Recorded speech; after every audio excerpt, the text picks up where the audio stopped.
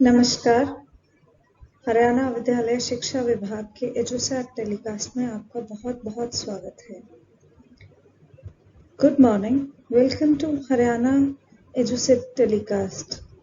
I hope everybody of you, आप सभी अपने अपने घरों पर स्वस्थ एवं सुरक्षित होंगे।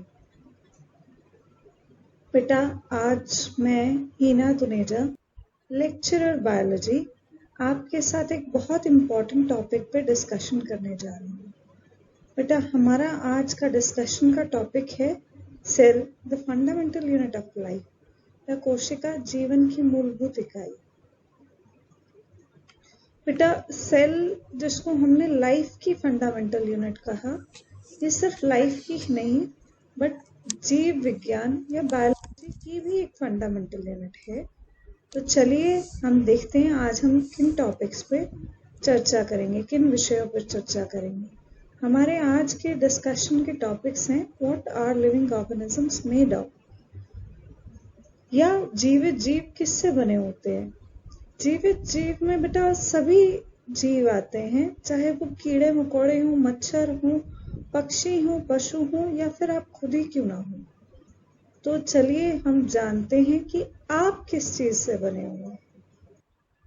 तो बेटा, सभी जीव, उनकी बेसिक यूनिट है सेल। यहाँ पे सेल बैटरी वाले सेल की बात नहीं हो रही है।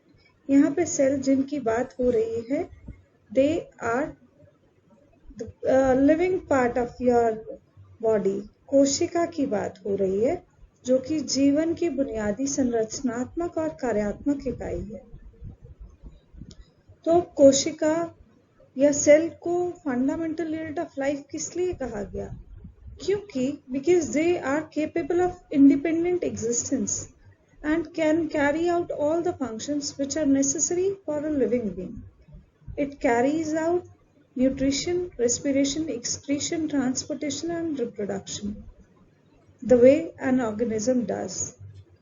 कोशिका को जीवन की मूलभूत इकाई कहा जाता है क्योंकि ये स्वतंत्र अस्तित्व रखने में सक्षम है और एक जीवित प्राणी के लिए आवश्यक सभी कार्यों को पूरा कर सकता है।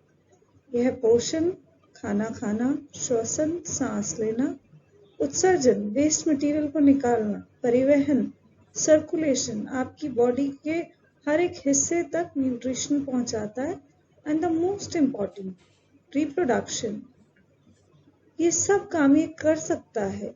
और इसका बहुत सिंपल एग्जाम्पल है, आपके सामने ही है, सिंगल सेल्ड ऑर्गेनिज्म, एक कोशिकीय जीव। एक कोशिकीय जीव बेटा वो होते हैं जो एक ही कोशिका के बने होते हैं लेकिन सारे काम करते हैं। Any single celled organism, be it bacteria, fungus और any virus, anything, they are capable of living with a single cell. So let's move forward. अब हमने ये तो जान लिया कि कोशिका क्या होती है, बहुत अच्छी बात है, लेकिन ऐसी खोज, ऐसी सेल की या कोशिका की खोज करने वाले वो वैज्ञानिक कौन थे, वो कौन महान हस्ती थे? तो वो कोई और नहीं, हमारे रॉबर्ट हुक थे, हमारे महान वैज्ञानिक रॉबर्ट हुक, जिन्होंने कॉक के एक पतले टुकड़े में कोशिका की खोज करी।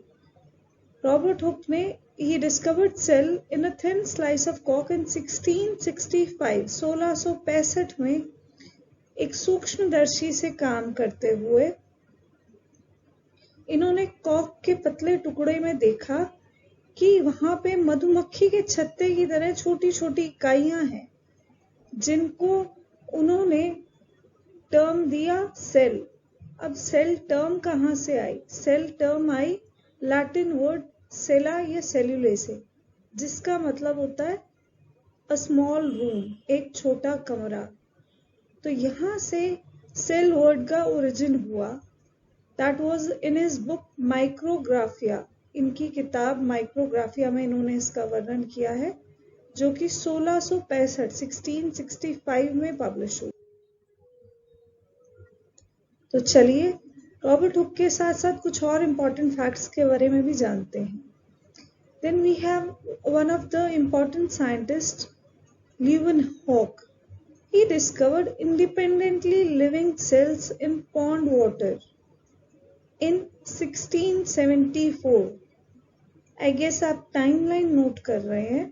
पहले रॉबर्ट हुक ने डेड सेल्स को खोज की थी 1665. 1665 में उन्होंने अजीवित कोशिकाओं की खोज करी थी, लेकिन जीवित कोशिकाओं की खोज ल्यूवेनहॉक ने 1674 में माइक्रोस्कोप की मदद से तालाब के पानी में स्वतंत्र जीवित कोशिकाओं को खोजा था.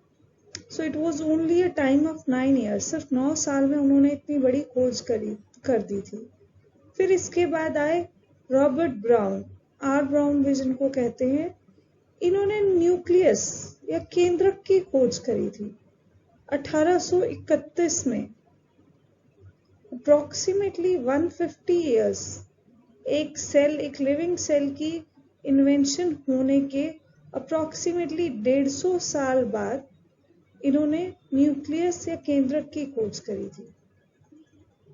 आई know it's too late, but better late than never. कभी नहीं से देर से ही सही, पर केंद्रक की खोज हुई थी 1831 में. फिर इसके बाद आए हमारे वैज्ञानिक J.E. परकिंजी, जिन्होंने सेल के अंदर लिविंग फ्लूइड को इन्वेंट किया था. He discovered living fluid in a cell and called it protoplasm. J.E. परकिंजी ने कोशिका में जीवित द्रव की खोज की थी और इसे प्रोटोप्लाज्म कहा. फिर इसके बाद आए हमारे और महान वैज्ञानिक Matthias Schleiden and Thomas John, जिन्होंने सेल थ्योरी के बारे में हमें बताया. इन्होंने क्लूज दिए थे. मैथियस शील्डन ने 1938 में एंड थॉमस जॉन ने 39 में सेल थ्योरी के बारे में हमें क्लूज दिए थे. They said that cells are the basic unit of life. But later on, the cell theory was taken ahead and given a final shape by one of the great scientists, Rudolf Virchow. जहां Matheus Schleiden और Thomas John ने 38 और 39 में cell theory के बारे में हमें कुछ बेसिक्स बताए थे. वहीं वर्चो ने उसे आगे बढ़ाया और उसको फाइनल शेप दी. रुडोल्फ वर्चो ने कहा कि कोशिकाएं हमारे जीवन की ना सिर्फ न्यूनतम इकाई है, लेकिन उसके साथ साथ एक कोशिका दूसरी कोशिका से ही जन्म लेती है. यहाँ से इन्होंने सेल थ्योरी को एक फाइनल शेप दी. फिर आए इनके बाद और भी बहुत वैज्ञानिक, बट अभी हम यहाँ पे ज़्यादा हिस्ट्री की क्लास नहीं लेते. उससे पहले एक छोटा सा रिकैप लेते हैं. आपने अब तक क्या जाना? तो अब ये जानना चाह रहे हैं कि who discovered cell and when. हमने अभी बात करी थी कि सेल की डिस्कवरी, कोशिका की खोज किसने और कब की थी.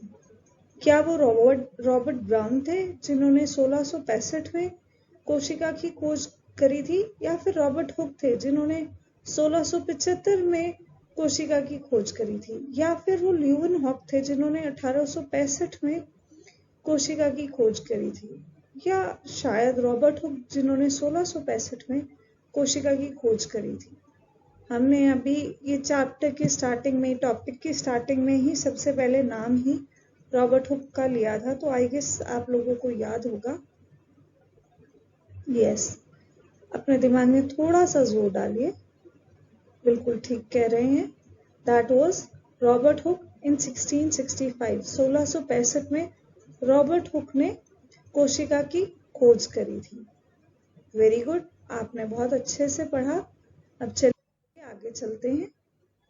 अब आगे हम ये जानना चाहेंगे कि कोशिका की आकृति और आकार किस पर निर्भर करती है. तो बेटा, एक कोशिका की आकृति और उसका आकार, shape and size of a cell depends on their function, उनके कार्यों पर निर्भर करती है. जैसे आप यहाँ साइड पे स्लाइड में देख रहे होंगे, आपकी बॉडी के अंदर बहुत से ऑर्गन्स हैं. हमारे पास हार्ट भी है, स्टमक भी है, इंटेस्टाइन भी है, लीवर भी है, किडनीज भी है। हमारे पास यकृत है, तो आंत भी है, छोटी आंत भी है, बड़ी आंत भी है, फुफ्फुस भी है, दिमाग भी है, पेट भी है, सभी तरह की चीजें हैं। लेकिन इन सब चीजों में अलग अलग तरह की कोशिकाएं हैं। ये अलग अलग तरह की कोशिकाओं से बने हुए हैं। जैसे आप यहाँ देख रहे हैं, जब बहुत सारी एक जैसी कोशिकाएं मिल जाती हैं तो वो बना देती हैं एक टिश्यू, एक ऊतक। और जब कई सारे ऊतक मिल जाते हैं तो वो बना देते हैं एक ऑर्गन। और बहुत सारे ऑर्गन्स मिलकर एक ऑर्गेनिज्म, एक जीवित जीव को जन्म देते हैं। अब यहाँ आप देख रहे होंगे एक न्यूरॉन। न्यूरॉन क्या होता है आप जानते होंगे उसको। यस, ये यहाँ पे न्यूरॉन का चित्र है, ये आप देख पा रहे होंगे। न्यूरॉन, इसको हम और क्या बोलते हैं हिंदी में? तंत्रिका कोशिका। तंत्रिका कोशिका हमारे बॉडी के अंदर मिलती है और सबसे बड़ा पार्ट है हमारी बॉडी का। आप अपनी बॉडी पे कहीं पे भी टच कर लीजिए, आपको सेंसेशन होगी सिर से लेके पैर तक किसी भी पॉइंट पे। दैट इज बिकॉज ये तंत्रिका कोशिका आपके शरीर में पूरी तरह से फैली हुई है। और इसके बारे में कुछ बहुत इंपॉर्टेंट और मज़ेदार तथ्य आपसे शेयर करना चाहूँगी। बड़े मज़ेदार से तथ्य हैं। आपके शरीर में, क्या आप जानते हैं, अगर सभी तंत्रिका कोशिकाओं को निकाल के, सभी न्यूरॉन्स को निकालकर एक के पीछे एक जोड़ दिया जाए तो ये इतनी लंबी तार बना देंगे कि ये धरती के 2.5 चक्कर लगा सकते हैं। यस, आपने सही सुना कि अगर न्यूरॉन्स को एक साथ एक के पीछे एक जोड़ दिया जाए, they can cover up 2.5 times the circumference of earth। नहीं मैम, ऐसे कैसे हो सकता है? मैं तो इतना मोटा भी नहीं हूँ, मैं तो पतली सी हूँ, मेरे अंदर इतने न्यूरॉन्स कहाँ से आए? न्यूरॉन्स जगह नहीं घेरते, आपके मोटे पतले छोटे बड़े होने पे डिपेंड नहीं करते। लेकिन इनका नंबर, आप छोटे हैं तो छोटे न्यूरॉन्स होंगे, कम होंगे। लेकिन आपके अंदर के सभी न्यूरॉन्स निकालेंगे तो इतने ज़्यादा मास होता है न्यूरॉन्स का। है ना इंटरेस्टिंग? चलिए अब इसी तरह कुछ और बातें करते हैं। तो हमने कहा कोशिका को जीवन की न्यूनतम इकाई। अब आप सभी स्कूल में जाते हैं, तो आपके स्कूल की सबसे छोटी इकाई क्या है? जी हाँ, वो ईंट तो है, पर ईंट सिर्फ उस बिल्डिंग की सबसे छोटी इकाई है।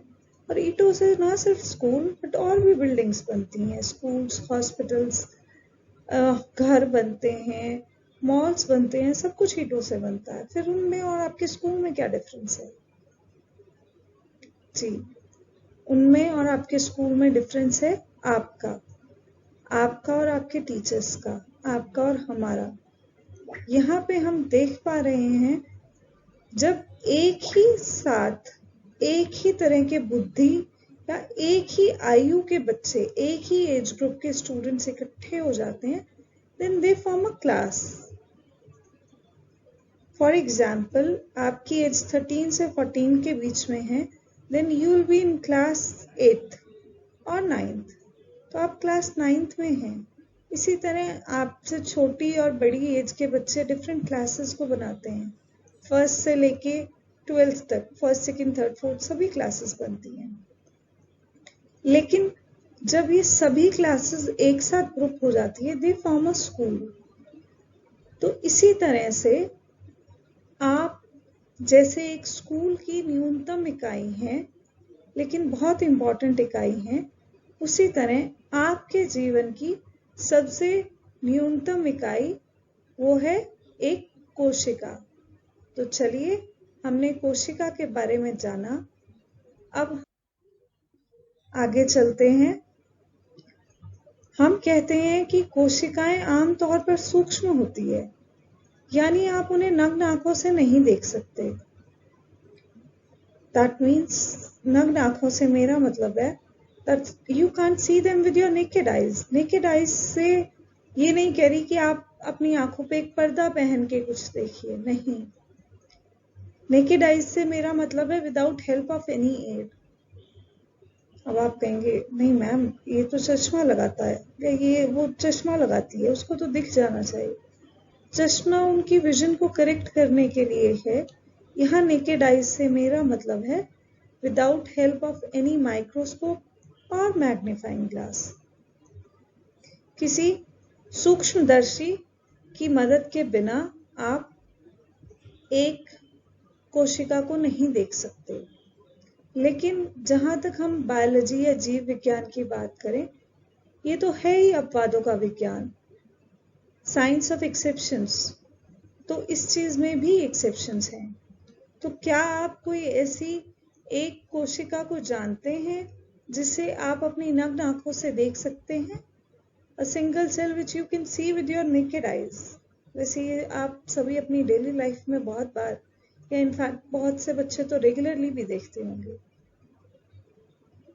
Yes, you are absolutely correct. It's an egg. ये एक अंडा है. अंडा आप सभी देखते हैं, बहुत से बच्चे खाते भी हैं. तो आपकी जानकारी के लिए बता दूं, अंडा एक सिंगल सेल है. एक सिंगल सेल जिससे आप भी पैदा हुए हैं, और वो इतना बड़ा होता है कि आप उसको देख सकते हैं अपनी नंगी आंखों से, उसको अपने हाथों में पकड़ सकते हैं. अब हमने बात करी अंडे की. एक ऐसा लिविंग सेल जिसे आप अपनी आंखों से देख सकते हैं. बट अभी हम बात कर रहे हैं लार्जेस्ट लिविंग सेल की. लार्जेस्ट लिविंग सेल, मैम अभी तो आपने कहा कि एग होता है. एग तो होता है, पर एग भी बहुत सारे टाइप्स के होते हैं. It could be egg of an ant. एक चींटी का भी अंडा हो सकता है, वो एक मछली का भी अंडा हो सकता है, वो एक तोते का अंडा हो सकता है, कबूतर का अंडा हो सकता है, मुर्गी का अंडा हो सकता है. तो सबसे बड़े अंडे की मैं बात कर रही हूँ. आप यहाँ इमेज में देख पा रहे होंगे दो अंडे, कितना छोटा और दूसरा कितना बड़ा है. हाँ, दूसरी तरफ भी अंडा ही है, वो बॉल नहीं रखी हुई. ये दोनों अंडे. छोटे वाला मुर्गी का अंडा है, और बड़े वाले की बात करें तो बड़े वाला एक शुतुरमुर्ग का अंडा है. शुतुरमुर्ग का अंडा, शुतुरमुर्ग क्या है? ये एक पक्षी है जो हमें ज्यादातर अफ्रीका के रेगिस्तानों में मिलता है. और जैसे अभी हमने बात करी कि जीव विज्ञान एक अपवादों का विज्ञान है, उसी तरह शुतुरमुर्ग अपने आप में ही एक अपवाद है. शुतुरमुर्ग का अंडा, अगर हम नॉर्मली एक अंडे की बात करें तो वो 100-150 ग्राम तक का ही होता है. लेकिन शुतुरमुर्ग के अंडे की बात करें तो वो 2 से 3 पौंड का होता है, मतलब 1 से 1.5 किलो का. आजकल के जो बच्चे पैदा हो रहे हैं, जो प्री मैच्योर ह्यूमन बेबीज पैदा हो रहे हैं, उनका वजन भी लगभग इतना ही होता है. तो एक मानव के शिशु का और एक शुतुरमुर्ग के अंडे का लगभग बराबर सा वजन होता है. और शुतुरमुर्ग का सिर्फ अंडा ही एक्सेप्शन नहीं है, एक्सेप्शंस और भी बहुत सारी हैं शुतुरमुर्ग में ही. शुतुरमुर्ग एक पक्षी है, लेकिन ये सबसे तेज दौड़ता है. जी हाँ, आपने सही सुना, मैंने दौड़ने की ही बात करी. पक्षी जनरली उड़ते हैं, लेकिन ये सबसे तेज दौड़ता है. इसकी स्पीड लगभग 70 किलोमीटर प्रति घंटे की है. ये इतनी तेज दौड़ता है. इसका अंडा 2 से 3 पौंड का होता है. तो आप अनुमान लगा सकते हैं कि जो हमने बात कही थी, जीव विज्ञान अपवादों का विज्ञान है. चलिए आगे चलते हैं. इसी के साथ हमने कोशिकाओं के बारे में बहुत सारी बात कर ली, पर हमने अभी तक ये नहीं बात करी कि कोशिकाएं कितने प्रकार की होती हैं. कोशिकाओं की अगर हम बात करें तो उनके ओरिजिन के बेस पे अगर हम देखें तो वो 2 तरह की होती हैं. 2 तरह की कैसे होती हैं? तो या प्रोकैरियोटिक सेल्स होते हैं या यूकैरियोटिक. यूकैरियोटिक सेल को हम हिंदी में यूकैरियोटिक कोशिकाएं या ससीम केंद्रक कोशिकाएं भी बोलते हैं. जबकि प्रोकैरियोटिक सेल, जिन्हें प्रोकैरियोटिक कोशिकाएं या असीम केंद्रक कोशिकाएं भी कहते हैं। बहुत से बच्चों ने ये असीम केंद्रक और ससीम केंद्रक कोशिकाएं पहली बार सुना होगा, बट ये इनके हिंदी में नाम है। तो चलिए हम जानते हैं कि इनके बीच में डिफरेंस क्या है, इनमें क्या अलग अलग है। तो अगर हम प्रोकैरियोटिक सेल्स की बात करें, ये साइज में बहुत छोटे होते हैं। इनका साइज लगभग 1 से 10 माइक्रोमीटर का होता है, जबकि यूकैरियोटी 5 से 100 माइक्रोमीटर के बीच में होते हैं। प्रोकैरियोटिक सेल्स के पास अनडिफाइंड न्यूक्लियस होता है, जिसे हम न्यूक्लियोइड भी बोलते हैं, जबकि यूकैरियोटिक सेल्स के पास एक वेल डिफाइंड न्यूक्लियस होता है, जो कि न्यूक्लियर मेम्ब्रेन से कवर अप होता है। अब prokaryotic cells, they have single chromosome and all membrane bound organelles are absent, इनके अंदर नहीं होती, जबकि यूकैरियोटिक सेल के अंदर क्रोमोसोम भी ज्यादा होते हैं और इनके अंदर मेम्ब्रेन बाउंड ऑर्गेनेलीज भी होती हैं। आप जैसे यहाँ चित्र में देख रहे होंगे, प्रोकैरियोटिक सेल पहले जो है ये बहुत ज्यादा अनडिफाइंड है, जबकि यूकैरियोटिक सेल बहुत ज्यादा डिफाइंड है। अब इसका मैं एक बहुत सिंपल सा एग्जाम्पल दूंगी। पुराने जमाने में भी आपके पास घर होते थे, अभी भी गांव में कई जगह ऐसे घर होते हैं जो सिर्फ एक कमरे तक ही सीमित होते हैं, उसी के अंदर एक कोने में हमने चूल्हा बना रखा होता है, तो कोई भी डिवीजन नहीं होता। इसी तरह से प्रोकैरियोटिक सेल होते हैं, छोटे होते हैं, इनके अंदर अस्पष्ट केंद्रक होता है, एक ही क्रोमोसोम होता है, झिल्ली युक्त कोशिकाएं नहीं होती, कोशिका अंगक नहीं होते, जबकि यूकैरियोटिक कोशिकाएं आज के मॉडर्न घरों की तरह होते हैं, इनका साइज भी बड़ा होता है। केंद्रक, जिसके चारों तरफ केंद्रीय झिल्ली है, वो होता है। जैसे अब आपके घरों में सबके लिए सेपरेट रूम्स हैं, यहाँ पे क्रोमोसोम भी एक से ज्यादा होता है। पहले घरों में एक ही बाथरूम होता था, अब अटैच्ड बाथरूम होते हैं हर कमरे के साथ। यही डिफरेंस है प्रोकैरियोटी और यूकैरियोटी में। यहाँ पे कोशिका युक्त, झिल्ली युक्त कोशिका अंगक होते हैं। पहले घरों में एक ही कमरे में सभी सो जाते थे, अब सबके अलग अलग बेडरूम्स हैं।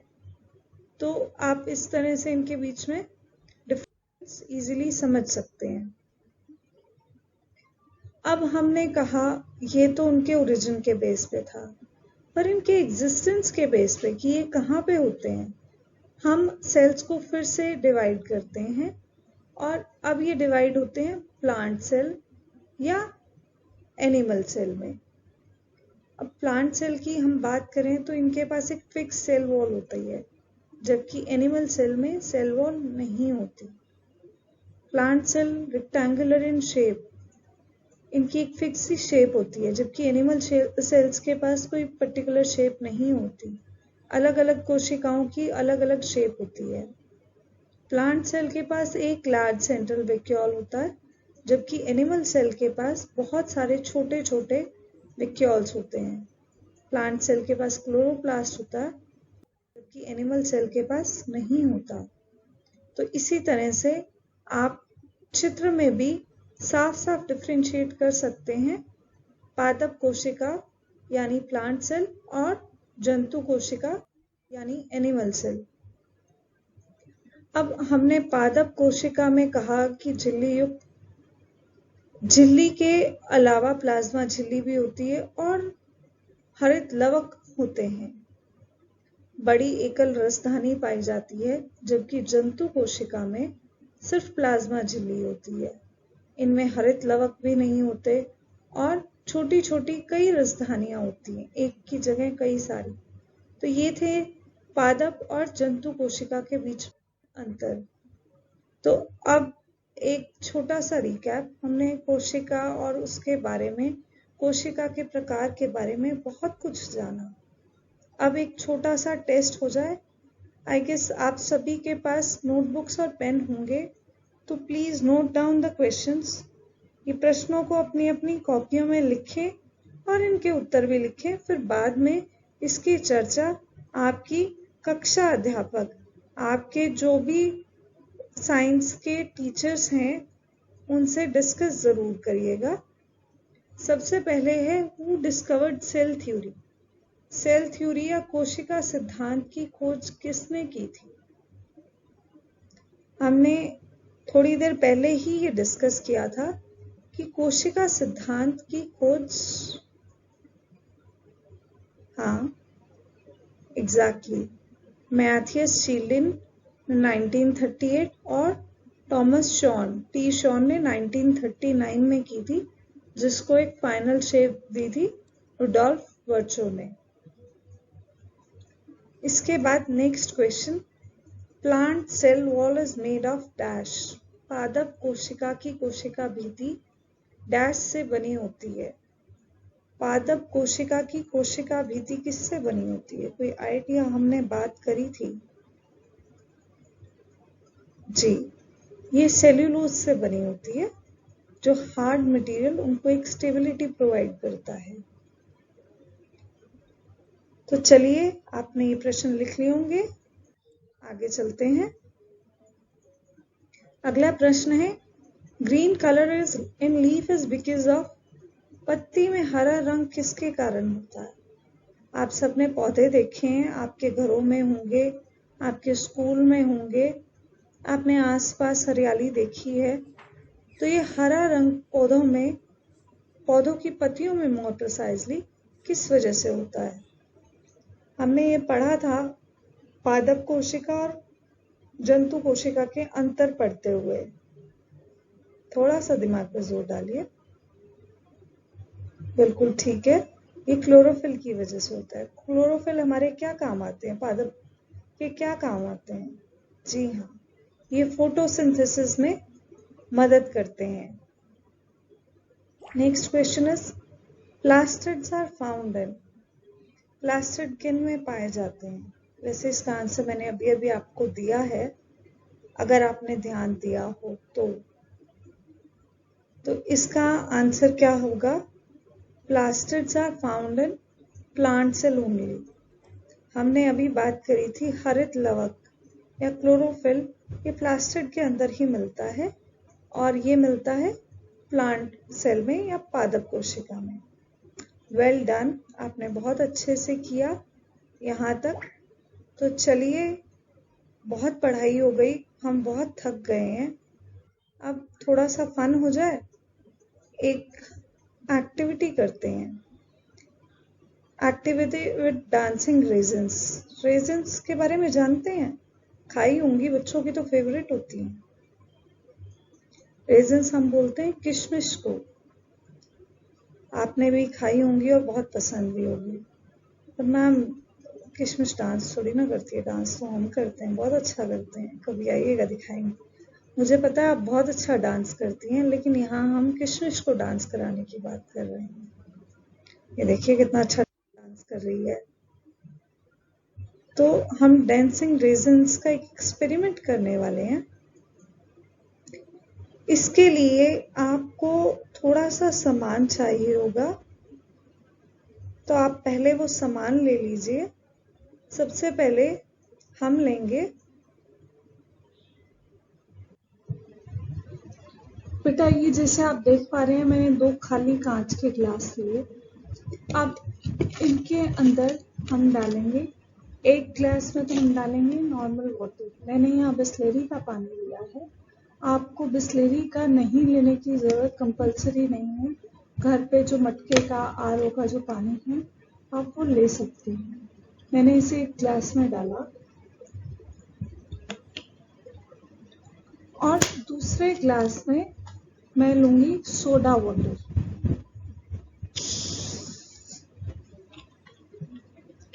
जिसे हम कार्बोनेटेड वाटर भी बोलते हैं। मैंने इस ग्लास में सोडा वाटर लिया।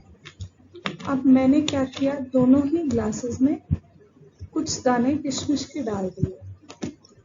तो आप देख रहे हैं पानी वाले ग्लास में तो ये नीचे बैठ गए, लेकिन सोडा वाटर वाले ग्लास में मैंने जब किशमिश डाली तो ये डांस कर रही है, ये ऊपर नीचे मूव कर रही है। ये ऊपर नीचे मूव क्यों कर रही है? दैट इज बिकॉज जो कार्बोनेटेड वाटर है इसमें कार्बन डाइऑक्साइड की वजह से, सोडा होने की वजह से ये किशमिश मूव करती हैं अप एंड डाउन, ऊपर और नीचे मूव करती हैं, जबकि इसमें कुछ भी नहीं होने की वजह से किशमिश यहाँ नीचे बैठ गई है।